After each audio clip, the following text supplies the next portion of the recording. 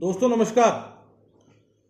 दोस्तों चुनाव के रिजल्ट आ चुके हैं और रिजल्ट जो आए हैं उसमें सबसे बड़ी चीज जो बीजेपी को नजर आई वो नजर आई है कि उनके हाथ से यूपी खिसका है। क्योंकि अगर यूपी वाली सीटें आ जाती तो आज जो एनडीए बन गया है अकेला इन सब के लिए, वो अकेली बीजेपी ही काम कर जाती। पर इसका मंथन चल रहा है और मंथन चल रहे में अब नेशनल मीडिया में ये बात कहीं ना कहीं नजर आने लग गई है कि भैया इसके लिए योगी साहब जिम्मेवार हैं। हालांकि अगर पर्सनली बात करें तो मुझे लगता है कि ऐसा कहना ठीक नहीं होगा, क्योंकि सिनेरियो हर 5 साल बाद चेंज होता ही होता है। तो हम एक डिबेट सुनने जा रहे हैं जिसमें आपको पता लगेगा कि भैया ऐसा सच में है या सिर्फ बातें बनाई जा रही हैं। तो मोटी बात क्या ये है कि हार की असल बात पर चर्चा ही नहीं हो रही। चर्चा नहीं हो रही है। बिल्कुल यही बात है। दुबे देखिए साहब वो कह रहे हैं कि कांग्रेस ने भ्रम फैलाया, तो कांग्रेस ने भ्रम फैलाया तो जिन लोगों को कांग्रेस भ्रमित करना चाहती थी या समाजवादी पार्टी भ्रमित करना चाहती थी, वो भ्रमित क्यों हो गए? वो भ्रमित नहीं हुए। चुनाव के 1.5 साल पहले तक जगदीप धनखड़ के जरिए और उस जैसे दूसरे ये रीजन बना एक भारतीय जनता पार्टी संविधान के बुनियादी ढांचे में परिवर्तन करने की मुहिम चला रही थी। वो तर्क बनाया जा रहा था। जगदीप धनखड़ ने कितने बार ये भाषण दिया कि संविधान का बुनियादी ढांचा क्या होता है। जो चुनी हुई संसद है, चुनी हुई जो कार्यपालिका है, उसके काम में विघ्न डालने वाला और उसके रास्ते में अड़ंगे डालने वाला कुछ संविधान में कुछ भी नहीं होना चाहिए। कानून मंत्री तत्कालीन किरण रिजिजू, किरण रिजिजू ये बात कहते रहे। जगदीप धनखड़ उपराष्ट्रपति देश के हैं, राज्यसभा के सभापति हैं, वो ये बात लगातार कहते रहे। उसके बाद आपके छुटभइये नेताओं ने भी, जो उम्मीदवार थे, उन्होंने भी ये कहना शुरू कर दिया। ज्योति मिर्जा थी, बुहारी, लल्लू सिंह, नहीं अनंत हेगड़े, ये तो 400 नारे के बाद उन्होंने कही। ये लोग तो 1.5 साल से मुहिम चला रहे थे। तो क्या बाकी सारे वोटर अंधे और बहरे थे, वो सुन नहीं रहे थे इस मुहिम को? भाई आखिरकार कहीं ना कहीं तो लोग सुन ही रहे थे। फिर आप ईडब्ल्यूएस कोटा लेके आए, ये संविधान में लिखा हुआ है कि आर्थिक आधार पर आरक्षण देना चाहिए। आपने 1990 में अपने घोषणा पत्र में डाला था, लेकिन वो घोषणा पत्र में जो आपने डाला था वो भी संविधान विरोधी था। तो ये सब पूरा माहौल बना हुआ था कि भारतीय जनता पार्टी संविधान के साथ कुछ गंभीर छेड़छाड़ करने जा रही है। जैसे ही विपक्ष ने इसका प्रचार किया और राहुल गांधी संविधान की लाल कवर वाली किताब लेके निकले मुहिम के ऊपर, वैसे ही लोगों ने पूरी तत्परता से इसके ऊपर विश्वास कर लिया। अब आइए महंगाई बेरोजगारी पे 2 लाइनें और कहूंगा। भारतीय जनता पार्टी की पूरी चुनावी मुहिम के दौरान जितनी भी रणनीति बैठक हुई, उसमें महंगाई बेरोजगारी के मुद्दे पर कभी विचार नहीं हुआ, कभी नहीं। उन्होंने माना ही नहीं कि महंगाई बेरोजगारी कोई मुद्दा है। उस वक्त आप भाजपा के किसी भी महासचिव से, किसी भी बड़े नेता से बातचीत करते निजी तौर पर, तो यही कहता है कि महंगाई बेरोजगारी तो कोई मुद्दा ही नहीं है। जो गरीब लोग हैं उनको मुफ्त अनाज दे रहे हैं, बहुत से लोग अनाज बेच के और पैसा और कमा रहे हैं अपना। तो मोदी जी जो हैं वो बहुत गहराई में जाके सारा काम कर रहे हैं, विपक्षी केवल ऊपर ऊपर तैर रहे हैं। नहीं, पर अब जब सरकार की तरफ से अब 12 जुलाई को संविधान हत्या दिवस के तौर पर अब 25 जून को मनाया जाएगा, तो कोर्स करेक्शन भी दिख रही है क्या? इसमें या कोई पलटवार दिख रहा है? कोई कोर्स करेक्शन नहीं है। ये संविधान हत्या दिवस बिल्कुल हास्यास्पद है।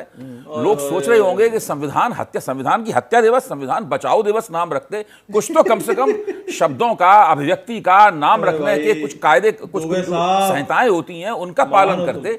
कुछ भी नहीं है, बहुत ही भद्दा और फूल है। मुझे यकीन है कि बीजेपी वाले भी कुछ दिनों बाद इसको दोहराना बंद कर देंगे। उनकी समझ में आ जाएगा कि ये बड़ी गड़बड़ी हो गई है हमसे, ये वो भी भूल जाएंगे। ये बिल्कुल बेकार है। इस पर भाजपा की कुछ भी समझ में नहीं आ रहा है। अब कैसे चलेगा? देखिए 7 राज्यों की 13 सीटों पर उपचुनाव हुए, 10 इंडिया जीत गया। 10 सीटों पर उपचुनाव होने वाले हैं, महीने 1.5 महीने में 13 सीटें हुई थी अभी, उनमें 10 इंडिया जीत गया। बहुत मुश्किल। ये 10 सीटें हैं जिनमें से 3 बीजेपी के विधायक थे, 1 आरएलडी का, चंदन की मैं बात कर रहा हूँ, 5 समाजवादी पार्टी। ये चुनाव कितने अहम होने वाले हैं आज के परिप्रेक्ष्य में जो हम चर्चा कर रहे हैं, वो संदर्भ रखिए। आप अपने रिपोर्टरों से और बीजेपी के दूसरे लोगों से अंदरूनी बातचीत कीजिए। जब कैमरा ऑन ना हो और टेप रिकॉर्ड ऑन ना हो, उस वक्त आप बातचीत कीजिए, तब वो बताएंगे कि चाणक्य जो दिल्ली में बैठे हुए हैं, उन्होंने तय किया है कि ये 10 चुनाव योगी आदित्यनाथ के हवाले कर दिए जाए कि आपके पास खुला हाथ है, आप जीत के दिखाइए। अगर वो नहीं जीत पाए तो उनके खिलाफ जो फाइल बन रही है मोटी, उसमें एक पन्ना सबसे ऊपर ही जुड़ जाएगा उसके ऊपर। ऐसा हो रहा है अभिषेक, इसको भी हथकंडे के तौर पर और इस्तेमाल किया थोड़ा जा रहा है। तस्दीक कर ले अभिषेक, जो अभय कह रहे हैं कुछ ऐसा भी हो रहा है क्या?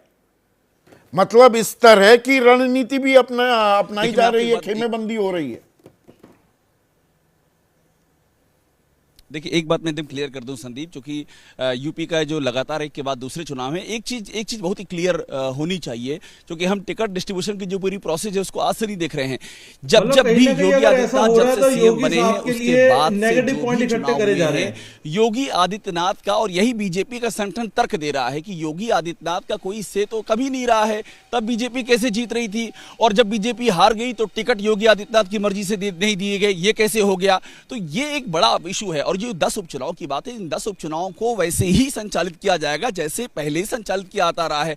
ऐसा कुछ भी नहीं है कि योगी का टेस्ट इन 10 चुनावों में होगा। योगी का टेस्ट जो होना था, अगर वो हो चुका है तो वो हो चुका है, उसके लिए 10 चुनाव की कोई यार डिस्ट्रिक्ट नहीं है। एक चीज और मैं आपको और बता दूं, जो कि चर्चा चल रही है संगठन के भीतर, ये भी चर्चा चल रही है, और ये मैं चर्चा बता रहा हूं, चर्चा को जब आप सुनेंगे तो आपको बड़ी बड़ी दिलचस्पी आपको मालूम होगी। वहां ये भी चर्चा चल रही है संगठन में कि इस समय स्थिति ये हो गई है कि जो नरेंद्र मोदी के विरोधी हैं वो सब योगी के समर्थक हो गए हैं। इमरान मसूद से लेकर अफजाल अंसारी, समाजवादी पार्टी की मीडिया सेल और दुनिया भर के जो नरेंद्र मोदी विरोध करने वाले हैं, वो सब योगी में एक उद्धव को तलाश रहे हैं। ये भी चर्चा शुरू हो गई है। तो ये भी एक नई राजनीति का अध्याय यूपी में खुलता हुआ दिखाई दे रहा है। विपक्षी तो ये सिर्फ खेमा और सिर्फ योगी की राजनीतिक सराहना करे, लड़ाई का उससे हमको बीजेपी के अंदर खाने क्या फर्क पड़ता है?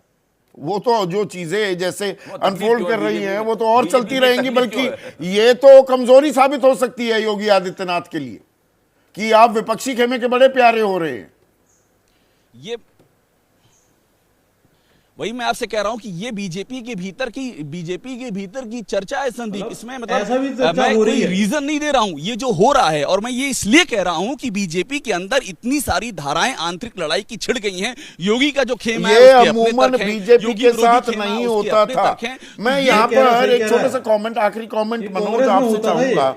ये भस्मासुर कहा जा रहा है जो बीजेपी को याद दिला रहे हैं भूपेंद्र चौधरी, बाकी नेता भी ऐसे बोल रहे हैं, पर दरअसल थोड़ा आशुतोष ने जिक्र किया था उस टाइम, मैं कहना चाह रहा था ये बीजेपी का कांग्रेसीकरण भी तो हो रहा है। कांग्रेस में जो दिक्कतें होती थी वो बीजेपी में समाहित होती दिखाई दे रही हैं। आप कांग्रेस को भस्मासुर कह रहे हैं, कांग्रेस की सारी बीमारी पालकर बैठ गए।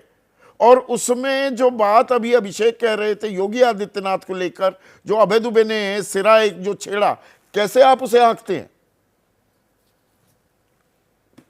योगी आदित्यनाथ की फाइल तैयार हो रही है, मोटी की जा रही है, तमाम सारी चीजें आ रही हैं, पूरा ठीकरा उन पर फोड़ा जा रहा है, वो सारी चीजें, वो क्या कर रहे हैं और ये क्या कर रहे हैं। इससे इतर एक बात कहता हूं, भूपेंद्र चौधरी की फाइल कैसे तैयार की जाएगी? भूपेंद्र चौधरी की जांच कौन करेगा? जरा जाके जिला अध्यक्षों और वहां के संगठन के जो पदाधिकारी, उनसे अब मैं क्या बताऊं, मैं शीतल जी की भाषा में, जो शीतल जी बहुत खुल के बोलते हैं, बोल नहीं पा रहा हूं, लेकिन जिस तरीके से भूपेंद्र चौधरी ने पूरे प्रदेश का संगठन बांटा है, उसकी जांच कौन करेगा? ये कौन बताएगा कि किस तरीके से पदाधिकारियों को सरकार से दूर रखा गया, और सरकार कैसे बताएगी कि उन्होंने नेता, विधायकों और मंत्री की चौकी इंचार्ज तक ने सुनने से मना किया? योगी आदित्यनाथ पर को बलि का बकरा मैं नहीं कह सकता, क्योंकि वो सीधे टकराव है। इसमें कुछ ना कुछ एक फैसला तो करना ही पड़ेगा। और जब तक, जैसा आशुतोष सर कह रहे थे, जैसा विनोद अग्नोत्री जी कह रहे थे, अभय जी भी कह रहे थे, जब तक नरेंद्र मोदी इंटरवीन नहीं करेंगे अमित शाह और योगी आदित्यनाथ के बीच, तो 10 उपचुनाव तो यूं ही निकल जाएंगे। तो छोड़ दीजिए कौन जीता कौन हारा। तो पिछले चुनाव में उत्तर प्रदेश में बीजेपी सरकार और संगठन में जो तकरार है, ऐसा अमूमन देखने को नहीं मिलता है। बीजेपी जैसी पार्टी में जो चाल चरित्र चेहरे की, संगठन की, अनुशासन पर दुहाई देती है। क्लियर एंड प्रेजेंट डेंजर है क्या, और इम्प्लोड कर सकती है क्या बीजेपी? तो भय, भ्रम या भीतर घात जो खेल हो रहा है उत्तर प्रदेश में बीजेपी में, वो कहां जाकर रुकने वाला है? हमारे दर्शक हैं विनोद प्रसाद, खगौल में रहते हैं, बिहार वासी हैं। इनका कहना है कि विपक्ष को कोसने के बजाय बीजेपी को अपनी कमियां ढूंढनी होंगी। हाँ, दूसरी जगह नहीं, पहले अपना तो देख लो कि ये कारवां कहां लुटा, ये होगा क्या? कह रहा है, ये कारवां कहां लुटा? अब दिक्कत ये है कि जो मेरा मानना है कि योगी साहब बहुत ज्यादा एबीपी न्यूज आपको रखे आगे। और यूपी में तो है ही है।